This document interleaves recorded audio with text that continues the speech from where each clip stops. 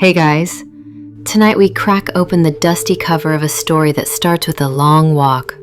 Literally.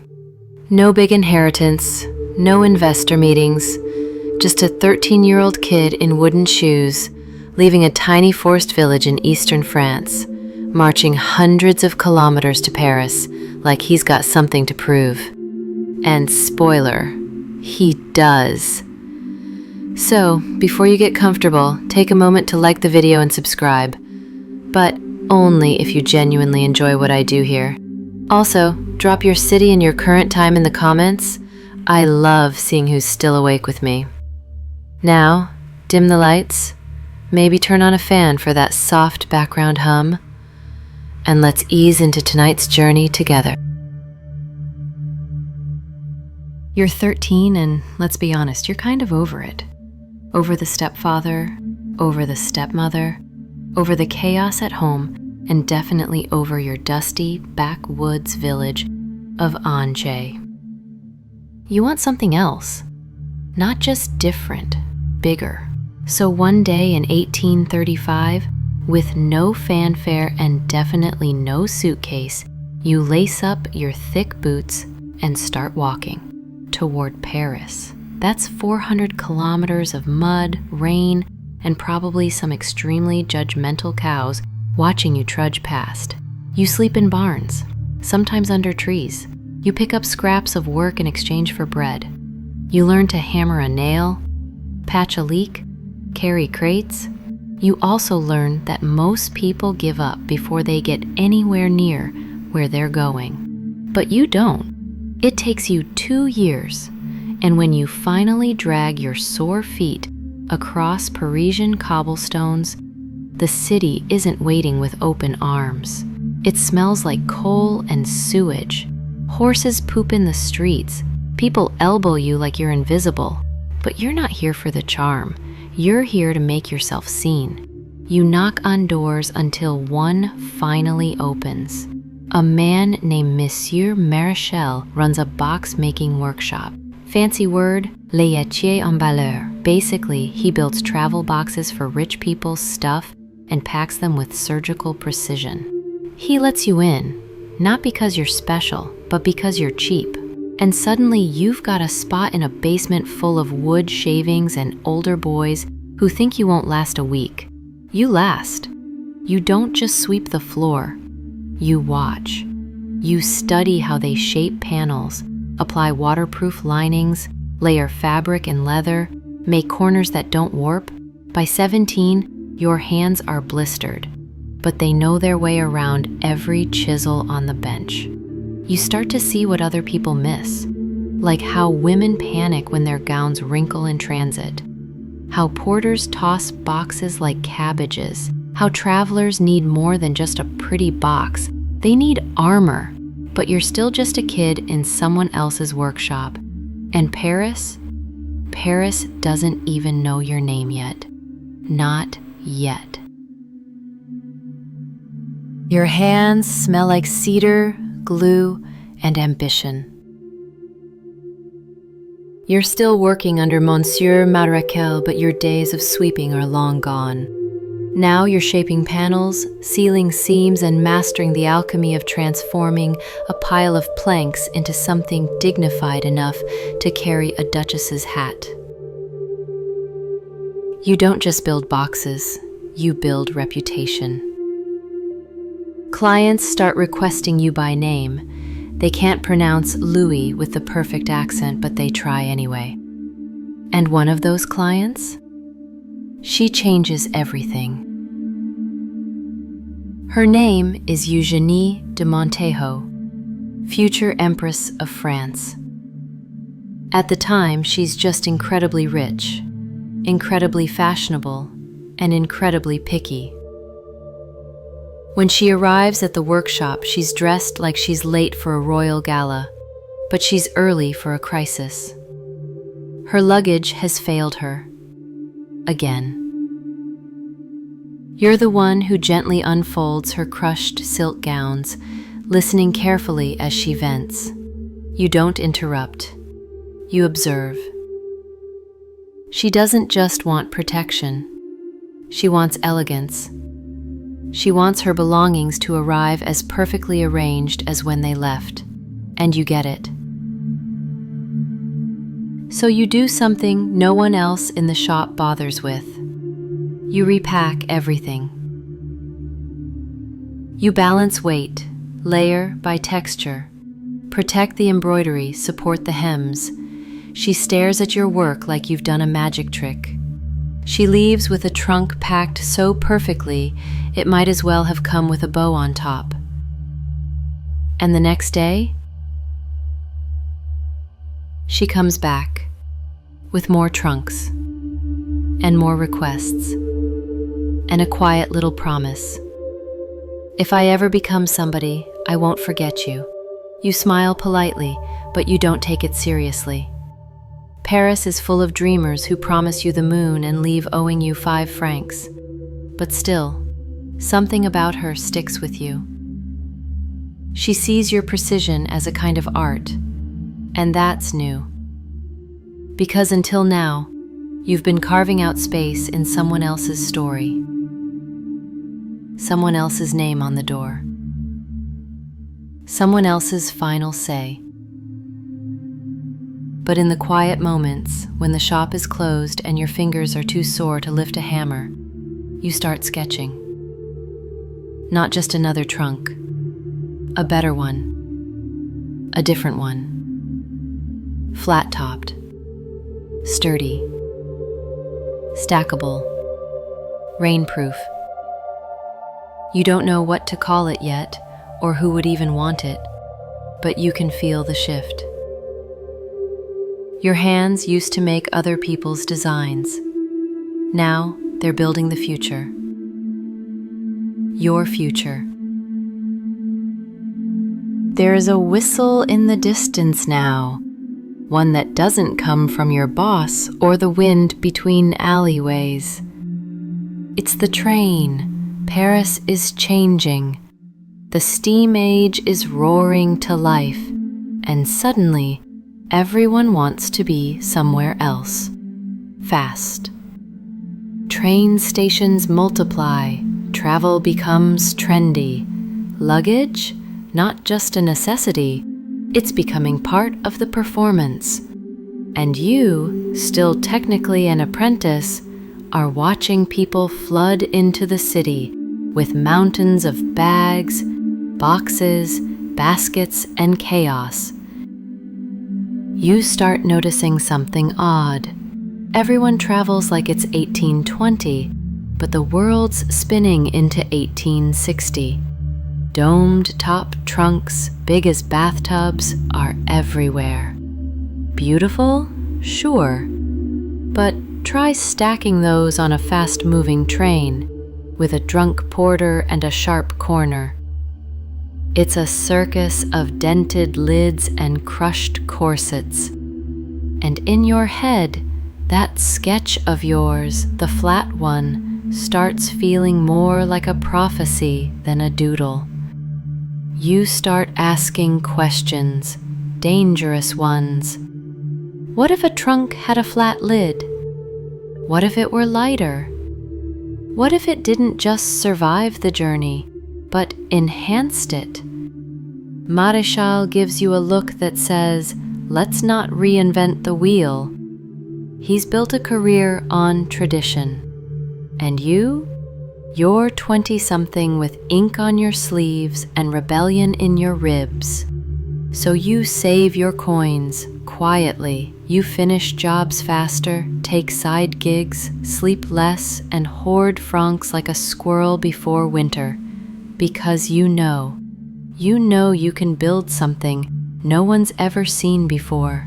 And then, like a twist straight out of a pulp novel, Eugénie becomes Empress. Suddenly, you're no longer that kid who packs nice trunks. You're her guy. Which means, finally, you get noticed by the right people. In 1854, you've scraped together just enough for your own storefront. It's nothing fancy. Rue Neuve des Capucines, near Place Vendôme, close enough to feel fancy, but far enough to afford rent. You paint the sign yourself. Louis Vuitton, Malatier à Paris. No middlemen, no shared credit, no dusty basement boss. Just you and your idea. Flat, stackable, travel-ready trunks, made not for some imagined aristocracy, but for the fast, loud, unstoppable world now belching steam and buying train tickets. You open the doors, and you wait. For footsteps, for skeptics, for fate. The paint on your storefront sign is barely dry when you do something that makes your neighbors raise their perfectly arched eyebrows. You buy space in a newspaper, not for an obituary, not for a clearance sale, but for a line so bold, so absurdly confident, it might as well come with a trumpet sound effect. Louis Vuitton secures the most fragile objects. You stare at the print like it's a bet you just placed on yourself. And you did, because you're not selling trunks. You're selling trust. You don't have a famous family, a legacy workshop, or even a backup plan. What you do have is a product no one else has dared to make yet. A rectangular, canvas-covered, airtight marvel that could survive both rain and rogue porters. And now, the world knows it exists. Well, kind of. Your first week, quiet. Second week, a few curious window shoppers. One man asks if you sell umbrellas. You smile, politely. Inside, you're wondering if this is the part where you slowly starve while watching your dream grow mold in the corner. But then she comes. Eugénie, now crowned, trailed by staff, guarded by gossip, and very much keeping her word. She commissions you to build an entire set of travel trunks for the imperial court. Just like that, you've got royal validation. And when the Empress travels, everyone notices. Suddenly, people start saying your name without squinting, without needing to ask how to spell it. You can practically hear the whisper campaign building steam. Flat tops? From Vuitton, of course. Canvas instead of leather? Oh yes, it's lighter and waterproof. Even other artisans stop pretending not to care. They care. You're getting attention, not just because you're good, but because you dared to be new. And yet, in the back of your workshop, where it still smells like glue and pine, you keep improving. You experiment with linings. You obsess over corner strength. You start developing better hinges, smoother openings, secret compartments. Clients begin to include artists, actresses, bankers, globetrotters, each one a walking billboard, each trunk a passport stamped with your ambition.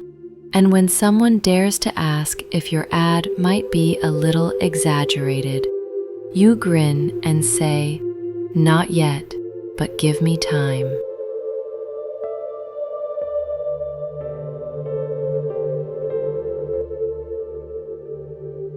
You're not sleeping much these days, which is fine. Sleep is for people who don't have half the aristocracy of France waiting on matching sets of luggage. Your tiny shop hums from sunrise to candlelight. Hammering, stitching, measuring, and occasionally shouting when someone mixes up brass corners with nickel ones, again. But something unexpected starts to happen. Your trunks, those boxy, modest, quietly radical trunks, are being talked about across the channel. Word spreads to London. At first, it's a whisper. A few British travelers ask if this Vuitton fellow is taking commissions. Then come the letters. Then the couriers, then full orders. British clients want what the French elite have, travel gear that doesn't explode when it rains or topple off train roofs like an acrobat with vertigo. But here's the thing, shipping to England, not so simple. Paris might be elegant, but it's a logistical nightmare. Roads get flooded, couriers vanish, customs officers poke at your trunks like they're smuggling champagne, and crossing the channel, well, it's not for the faint-hearted or the seasick. Still, you make it work. You test different materials that can handle the humidity. You seal corners tighter. You experiment with a gray canvas, Triennial gray you call it, light, understated, noble without being loud. And when the first shipment arrives in London, it doesn't just sell, it sparks. Suddenly, flat-top trunks are all the rage in drawing rooms and railway lounges from Piccadilly to Edinburgh. You start receiving odd compliments like, "Sir, your trunks stack beautifully," which, weirdly, feels like poetry. But here's where it gets tricky. Success means visibility, means imitation, and in the blink of a coal-smudged eye, London bootmakers and Marseille carpenters start producing trunks that look suspiciously familiar. Some even stamp your name on them. It's flattering. In the way a mosquito is flattering. Yes, they're interested in you, but they also suck. So if you rend in a current ground, event in this fan, well, just mean more female. You drink you and then concern and today's into the staff, but you're meetingly. You must pays in trials, and with fangs. It's not come to know. Why do your still moment to it and expected to the trunk? So now you're in a new phase of the game, not just creating, but protecting. You're no longer the underdog in a basement. You're the man with a storefront, a reputation, and imitators nipping at your heels. And deep down, as you watch another cartload of your trunks cross the city toward the Gare du Nord, there's a gunshot, or maybe it's just thunder. Hard to tell these days. It's 1870, and Paris isn't the city of lights anymore. It's the city of sandbags and shattered windows. The Franco-Prussian War has reached your doorstep. You'd love to focus on trunk hinges and canvas supply, but now you're rationing bread and wondering if your workshop will still be standing tomorrow.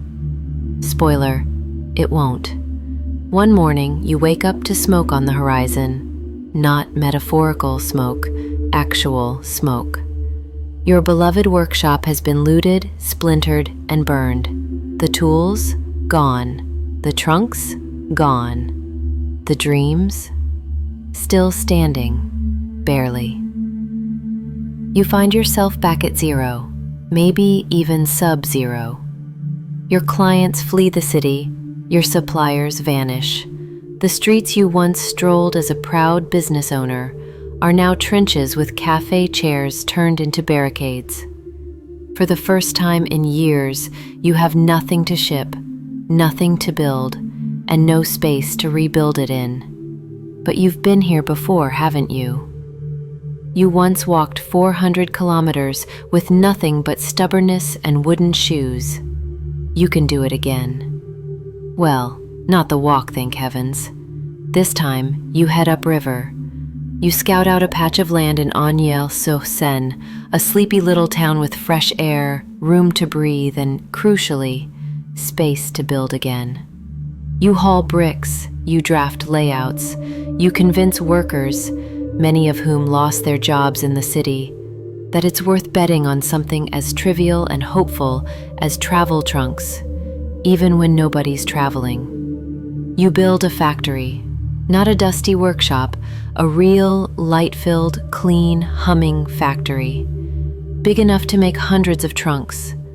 modern enough to scale, humble enough to still feel like yours. And here's the part that sounds like a fairy tale, but is very real. When peace returns and Parisians crawl out from behind barricades, your name is still there. The Empress, still loyal. Old clients, grateful you survived. New clients, intrigued that even a war couldn't kill your brand. And from your new perch in Agnières, standing amid sawdust and sunlight, you realize they burned the shop, but not the idea, and definitely not you. The war has left you with ash under your nails and a few more gray hairs than you'd care to admit. But you've got something else now too, momentum and a shiny opportunity. The 1867 Universal Exposition, Paris's World Fair, is calling.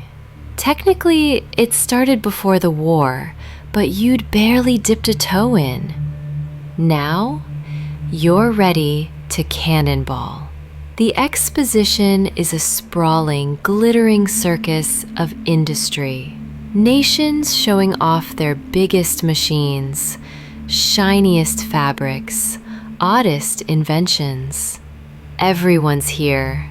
Engineers, emperors, artisans, and those guys who always manage to spill wine on their gloves. You secure a modest little spot beneath one of the iron and glass pavilions. No prime location, but it's yours. And in that spot, under buzzing lights and the smell of fresh paint and too many cigars, you display your trunks. Not just any trunks, your latest innovations. Stackable, rectangular, impeccably lined, fitted with the new gray canvas. Each one looks like a silent promise. Whatever you pack in me will arrive as you packed it. Crowds wander in. At first, they tilt their heads. It doesn't look like the other flashy booths. There are no feathers, no gold trim, no live parrots. Yes, someone brought parrots. But then they get closer. They open the latches. They run their fingers across the interior seams. They see how flawlessly everything fits, and they get it. You don't need noise. Your trunks whisper quality. The judges? They're impressed. Quietly, of course. This is France. But the bronze medal they pin to your work is loud enough. It's not first place, but it doesn't matter because everyone who matters walks by and sees your name. You leave the exposition with something far more valuable than a trophy. You leave with recognition, the kind that doesn't fade when the fairgrounds close, the kind that sticks in people's minds when they board trains, plan trips, or dream of safaris. Soon, aristocrats aren't just buying one trunk, they're buying sets. You start designing smaller pieces to match the big ones. Hat boxes, shoe cases, even custom compartments for the gentleman who insists on bringing 12 shaving brushes to Italy. And while others at the exposition fade into memory, your trunks start appearing on train platforms, steamships, and telegram wish lists. The bronze medal gathers. You should be celebrating. Business is up, your trunks are crossing borders, and your factory in Agnières is buzzing louder than a Paris cafe on Bastille Day. But there's a new problem knocking on your polished oak door. Actually, it's everywhere. Street corners, train stations, market stalls. Your name. Stamped, scratched, scribbled on trunks you didn't make. Welcome to the age of the copycat. At first, it's almost funny. Oh, look, someone spelled it Louis Vuitton, ha. But then, it's not funny. Because those trunks start breaking, warping, peeling in the rain. And people don't blame Louis, they blame you. Turns out, when your product becomes a must-have, so does your reputation, even for people who've never touched a saw. You're furious, but you're also smart. So, you do what any good craftsman turned businessman would do. You fight back with design. You realize that if people are going to copy you, you have to stay one step ahead. Not just in craftsmanship, but in identity. You start playing with canvas patterns, stripes at first, diagonals, grids, something harder to duplicate than your simple gray. You develop a kind of signature look, one that says, if this doesn't look exactly like this, it's not from me. And you stamp your trunks with words people can't ignore. Marque Louis Vuitton déposé. Translation, trademark registered. It's not just ink, it's a warning. You even take legal action against some of the worst offenders. And it works. Kind of. The lawsuits help. The striped canvas helps. But nothing works quite as well as your own relentless quality. Because here's what you know. People might be fooled once, but real travelers, they feel the difference. They know that a real Vuitton trunk opens smoothly, smells like polished wood and travel dreams, and closes with a soft, satisfying click. So you double down, not just on design, but on storytelling. Each new piece has its own tale, its own purpose. A trunk for opera gowns, a case for tea sets. You're sipping coffee in the corner of your workshop. Well, more like cold coffee that's been forgotten 3 times. And your son, George, walks in holding a lock. Not just any lock. It clicks with a whisper and opens with a twist so clever it feels like sleight of hand. He sets it down like it's a crown jewel, and you both just stare at it. See, this has been a long time coming. You've built trunks sturdy enough to stack on trains, light enough to carry up ship gangways, elegant enough for royalty. But one thing has always nagged at you: security. Because no matter how beautiful your trunks are, it's no good if someone can pop them open with a butter knife at a hotel in Naples. George, who's now your right-hand man in both life and invention, has taken this personally. He's obsessed with locks, spent months tinkering, filing, sketching, testing, breaking his own prototypes until they refuse to break. And now, He's done it. A patented, pick-proof, double-spring tumbler lock. Each one customized with a number. Each one a little fortress.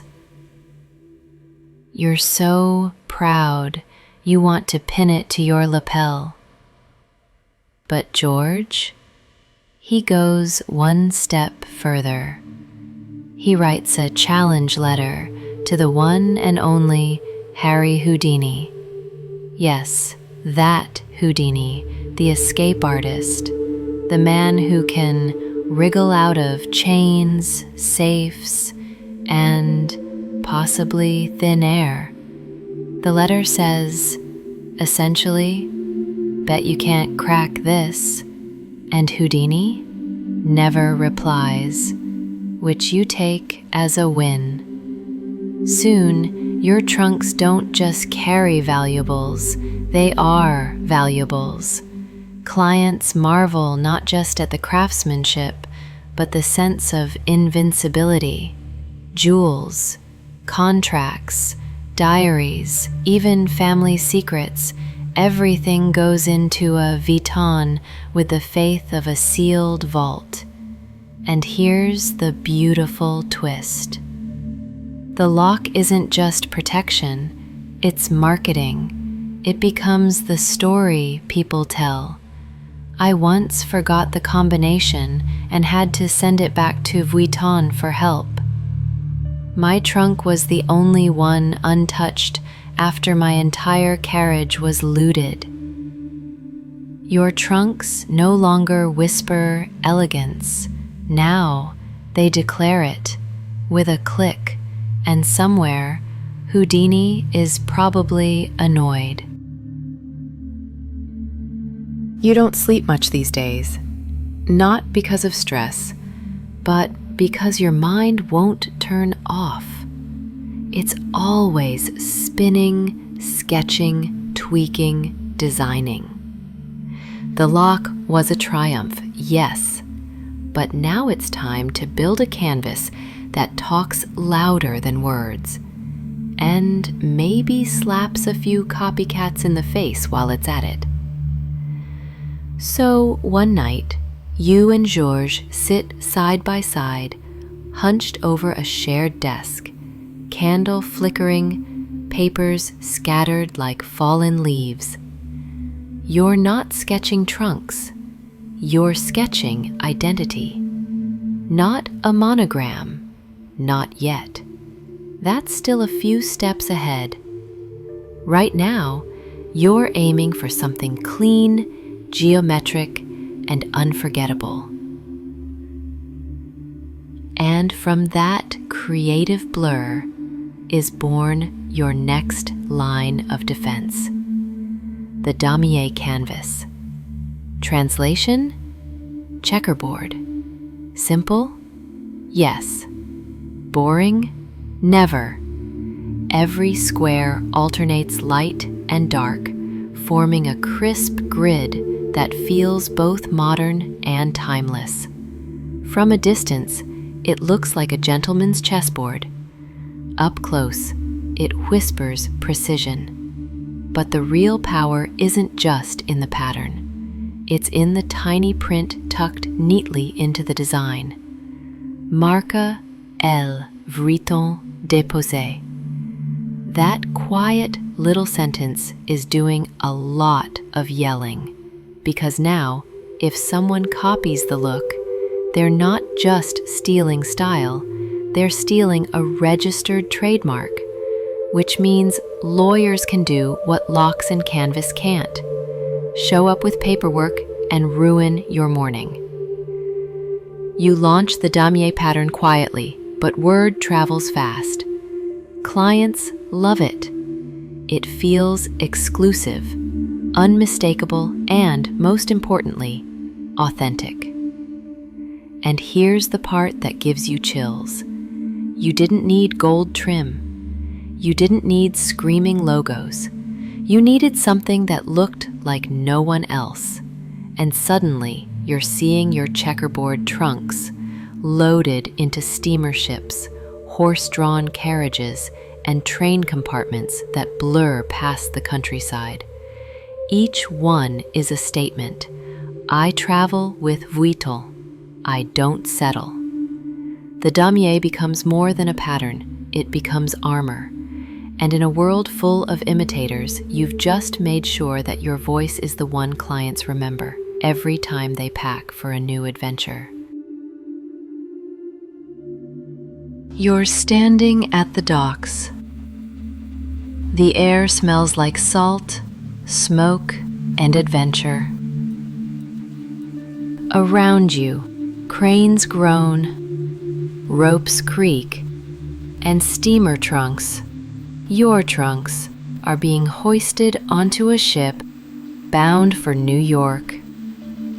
It's happening. You're officially going global.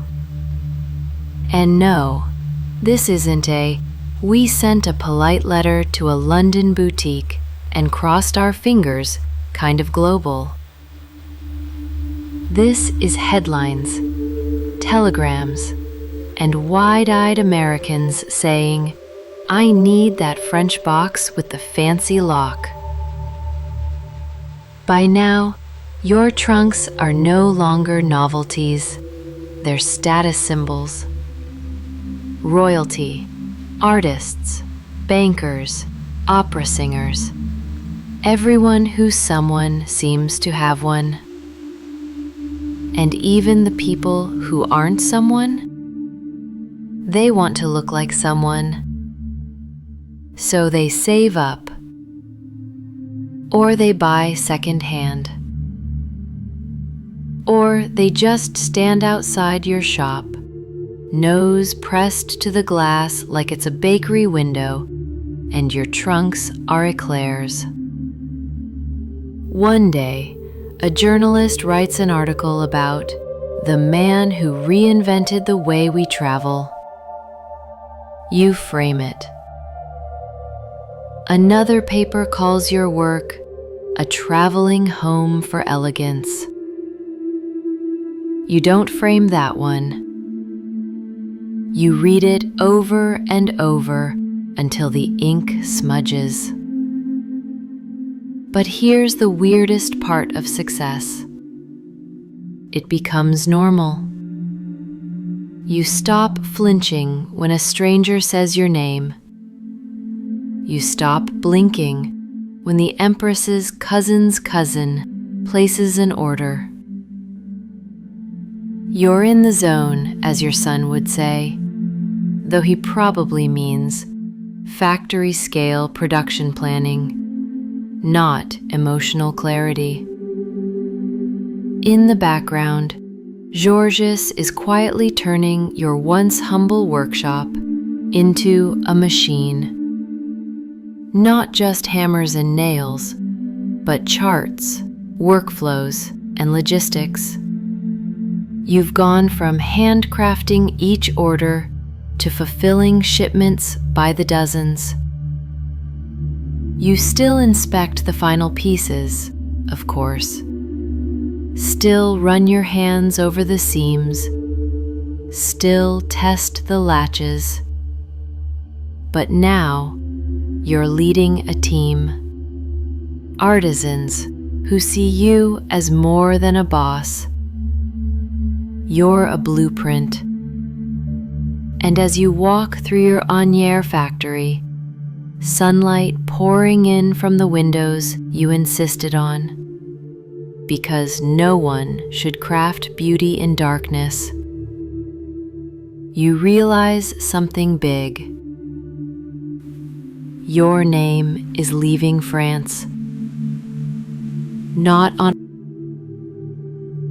There's a breeze tonight. You're sitting at your work table. Not because you have to, but because you still want to. Your fingers aren't quite as fast as they used to be, but your mind, sharper than ever. You're sketching. Not because you need a new product. Business is booming. Orders are stacked higher than some of your trunks. But something inside you keeps whispering, "What's next?" You've done the flat top trunk, the striped canvas, the checkerboard damier, the lock that even Houdini won't touch. But now, the question isn't about function. It's about identity. So you start to doodle. Simple shapes, mostly. A flower, a star, some overlapping letters. At first, it's just idle hand movement, like letting your mind wander through the wood grain of the desk. But then, something clicks. The flower becomes a clover. The star gets sharper. And those overlapping letters? An L curling over a V. You pause. You don't even know what you're drawing yet. Not really. It's not a logo, not a trademark. It's something more subtle, almost symbolic. A pattern of meaning, a visual signature. You tuck the page into your drawer without showing Georges, not because it's a secret, but because it's still cooking, like dough that needs to rise. Out in the world, things are moving fast. There's talk of global trade, of colonies, of airships, of motor cars. You're watching a world that used to travel for months begin to move in days. And every time someone moves, they need something to carry their life in. You quietly note this in your ledger. The world gets smaller. My trunks go farther. And as you return to the sketch the next morning, tracing over the shapes with a darker pencil line, something strange happens. You feel the future. You feel the weight of something you may never live to see, but which is already growing inside the lines and symbols you just drew. The LV monogram is not born yet, but the seed planted right here in the soft hum of a Paris evening with glue under your fingernails and a dream tucked in a drawer. You never thought you'd be one of those people, the kind who flips through a ledger not for survival, but for satisfaction. But here you are. It's the late 1880s, and for once, your numbers don't make your stomach twist. They make you smile. Column after column of black ink, orders from Vienna, Cairo, New York, royal households, railroad companies, even an opera troupe that needed 20 identical trunks, each one labeled wigs. You close the book slowly, fingers tracing the leather edge. You've done it. You've built something real, something lasting. And yet, even in the quiet of that moment, sitting in your Agnier office, the window open just enough to let the river breeze in, you know this isn't the end. It's just the first big exhale.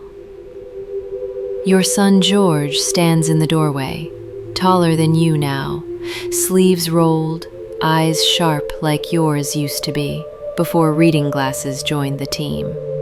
He's already taking over more of the business, not because you asked him to, but because he wants to. He talks about expansion, about standardized sizing, about display windows and shipping routes and faster trains.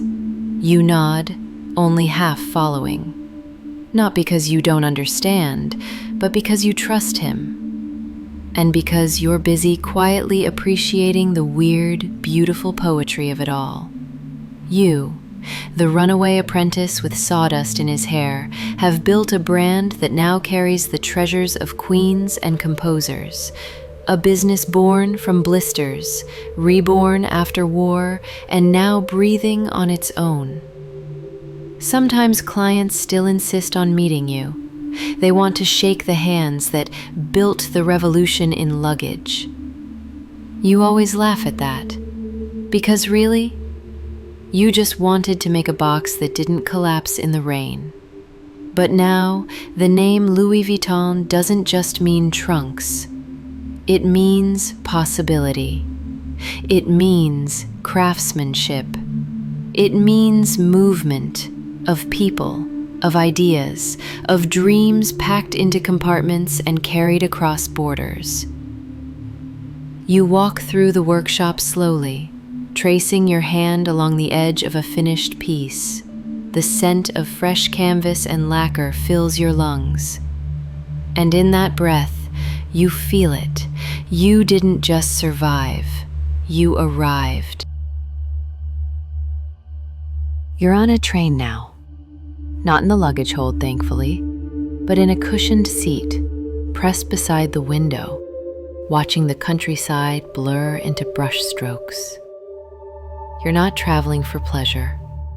You're heading to meet a potential client in Lyon, a wealthy textile merchant who insists on a trunk that can carry bolts of silk and withstand vigorous porters with no sole. Charming. But as you stare at the passing hills, something catches your eye. A station platform. And what's sitting on it? Your trunks. Not just one, a whole stack. Each one a quiet ambassador with brass corners glinting in the sun, waiting patiently while their owners sip coffee in the station cafe. It hits you. You're no longer special cargo. You're normal. Not in a dull way, in a universal way. You've become part of how the world moves. People expect to see your work now. They recognize the shapes, the lines, the canvas. Children point. Porters nod. Even pickpockets probably curse your locks. And the press, they love you. Articles appear across Europe. The trunk that changed travel. The gentleman of gray canvas. You even spot your name in an American paper, wedged between a story about buffalo hunting and a new chewing gum. George shows you clippings. He's got a whole folder now. You pretend not to care, but later, when no one's looking, you reread one with a smile that borders on ridiculous. There's something strangely satisfying about seeing your idea take on a life of its own. Not just the product, but the aura. People associate your name with elegance, with adventure, with the whisper of wheels on gravel and the smell of fresh steam. It's not just luggage anymore. It's aspiration. You arrive in Lyon, meet the silk man, and sketch him a special trunk with wide drawers and an interior that breathes like a wardrobe. He orders 6 on the spot, and as you return to Paris, watching the sun set behind the train wires, you can't help but laugh softly. Your journey started with a walk. Now, the world is walking with you. You wake up to knocking. Not the polite kind, more like urgent, slightly panicked knocking. The kind that suggests someone either broke something or invented something brilliant. It's George, again. He's holding papers, eyes lit up like a kid who just found treasure buried under his pillow. And what he shows you? It's not a new trunk. It's a system. George has been working on a catalog, a full, printed, beautifully organized catalog of every single item you make, with codes, sizes, canvas options, lock types, lining fabrics, and even little illustrations for customers who still think Trianon gray is a cheese. He lays it out like blueprints for a future you hadn't quite imagined yet. You stare at it, half in awe, half thinking, when did my son become a logistics wizard? But you say none of that. You just smile, nod, and mutter, let's print it. Because deep down, you know what this means. This is no longer just a family business. It's a machine, and George's is greasing the gears. With the catalog comes order precision. No more vague letters like, please send one trunk, not too big, not too small, for hats and maybe wine. Now, customers send codes, exact measurements, and canvas choices.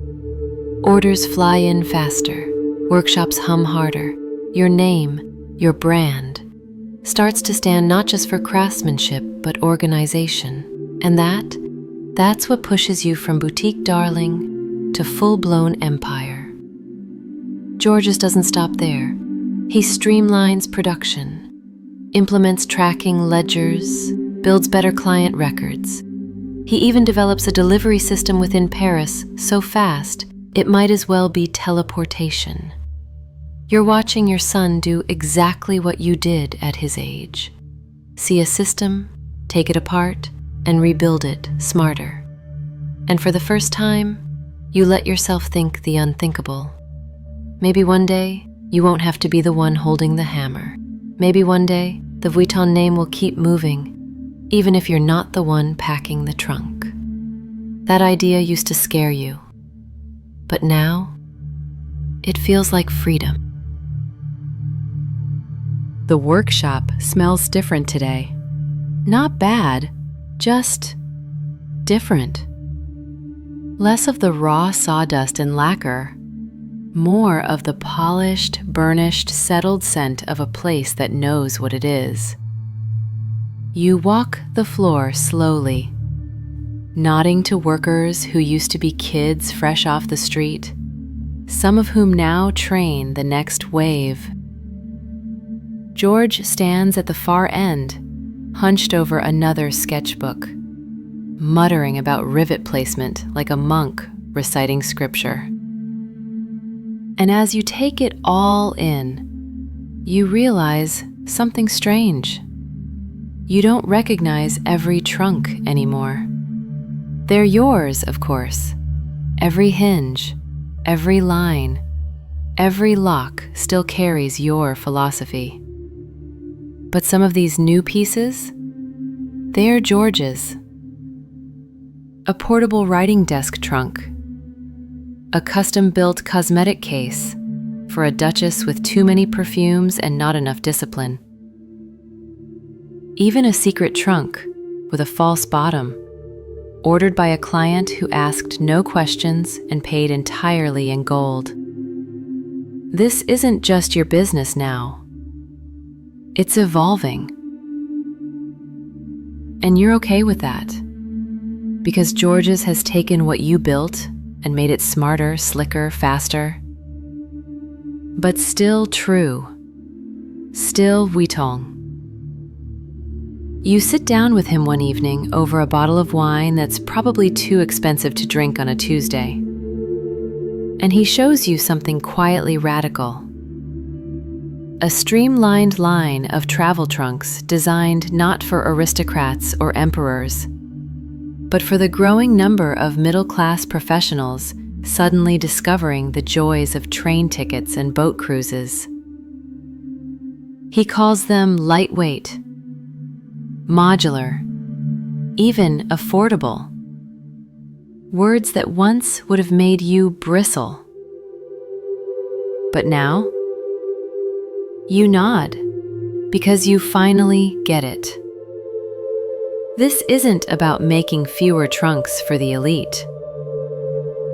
It's about making more trunks for more people who want to move beautifully through the world. You raise your glass to him, not just as your son, but as the next architect of motion. And just like that, you understand something important. Your greatest legacy may not be the trunks. It may be the hands now building them. There's a letter on your desk. The paper is thick, the handwriting delicate, the return address unmistakably royal. You crack the seal slowly. It's another order. Not a surprise, by now, having nobility request your trunks is about as shocking as rain in Paris. But the client? She's a princess from Russia, and she wants a trunk for her piano. You blink, then chuckle, then sketch. Because of course, why wouldn't someone want a trunk large enough to cradle a grand piano across Siberia? This is what your brand has become. Not just luxurious, not just trusted, but legendary. The kind of name people throw out when they need the impossible, packed, sealed, and shipped across oceans, deserts, mountains. And you're no longer surprised, you're just ready. The requests grow stranger, grander, more specific by the week. A case for a samurai sword collection, a trunk designed to double as a champagne bar, a portable bookcase for a novelist traveling through India. Each time, your team pauses for half a heartbeat, then rolls up their sleeves. Because this is what you train them for, what you built for. You've stopped seeing the trunks as containers. They're companions, guardians of treasures, secrets, heirlooms, eccentricities. And while other companies chase trends, gilded nonsense and leather excess, you stick to your roots, elegance in engineering, function married to beauty. Meanwhile, Georges begins whispering about something new, an icon, a signature canvas pattern, one that blends your initials with floral motifs, Eastern and Western influences, and something timeless. You raise an eyebrow. He grins. You don't need to say it. You trust him. Because Georges understands what maybe no one else does, that your brand is no longer just a business. It's a culture, a symbol for those who live in motion, who carry not just clothes, but ambition, identity, story. You never set out to create a legend, but now that you're sitting in the middle of one, you lean back, smile, and sharpen your pencil. Because the next chapter, it's already knocking. You wake before the sun, not because you have to, but because you always have. The quiet before the world begins is still your favorite part of the day. You make your way through the Annier workshop slowly, each step echoing on the smooth wooden floors. The walls whisper with memories, tools passed down, laughter between workers, arguments over leather grain and stitch count. You pause by a nearly finished trunk. It's not one of yours. Not really. It's from one of your apprentices. You open it gently. The lid lifts with a smooth, familiar sigh. Inside, it's perfect. Lined in striped silk, corners tight, edges beveled just so. The brass glints like morning light over river water. You smile. There was a time you were the only one who could build something like this. Now, you've trained a generation who can do it better. That's not failure, that's victory.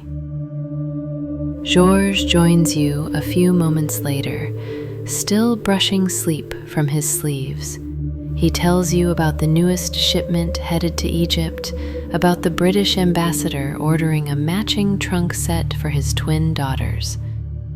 Then he tells you something else. He's finalizing the monogram. You don't need to ask which one. The one you doodled in the quiet years ago. The one that started as a flower, a star, and 2 letters curling around each other like fate. LV. He says it'll be ready soon, painted onto trunks, silk screened onto canvas, stamped onto the very surface of the brand. You nod. You don't need to see it. You already know what it will look like. Because you've seen it every day in the workshop, in every careful seam, every clasped lock, every quiet act of craftsmanship. And now you finally allow yourself the thing you never quite gave into: pride. Not loud or boastful, just a deep, warm certainty that what you built will live long after you. You walk the rows one last time today. Sunlight streaks through the glass panes. The smell of canvas, cedar, and warm metal fills the air. And as you step outside into the quiet morning before the factory fully wakes, you realize something beautiful. You didn't just build trunks. You built a world people trust to carry theirs. The lights are soft now. The saws have gone silent. The tools tucked in for the night. And somewhere, across oceans and train lines, your trunks are resting too, lined up in the hull of a steamship, tucked beneath a velvet train seat, or standing proudly in the foyer of a grand hotel. The journey that began with sore feet and a stubborn dream now floats quietly in the rhythm of the world. It doesn't rush anymore. It glides. Because your story has already been carved into every brass corner, every neat seam, every monogram kissed by dusk. And now, it's time to let the world carry it forward. So let your shoulders relax. Let your breath deepen. You've done enough. You made beauty out of utility, permanence out of motion. You gave travelers something more than luggage. You gave them confidence, safety, a sense of arrival before they even departed. And now, you can rest. The next chapter is already in motion, quietly unfolding under another pair of hands, beneath another lamp, on a quiet bench somewhere. So close your eyes. Feel the hum of trains passing gently in the distance, the soft thump of trunk wheels on marble floors. You're not walking anymore.